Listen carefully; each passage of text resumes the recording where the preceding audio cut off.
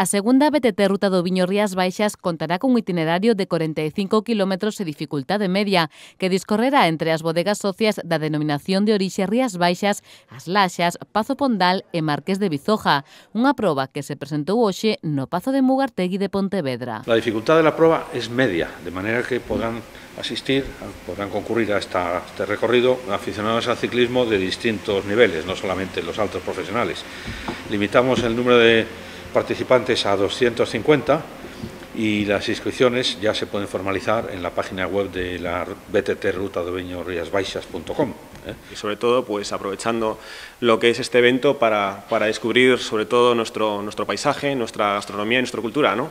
Entonces, bueno, desde la Federación Gallega de Ciclismo estamos encantados, sobre todo de poder colaborar y sobre todo de poder aportar esta marcha dentro del calendario cicloturista de la propia Federación. Tal e como explicou o presidente da Ruta do Viño Rías Baixas, o éxito da ruta do ano pasado fixo que decidisen repetir. En esta ocasión elixiron a subzona do Condado do Tea e máis concretamente o Concello de Arbo. Por tierras del municipio de Arbo, pero también de Creciente y de las Nieves, por donde está trazada la ruta.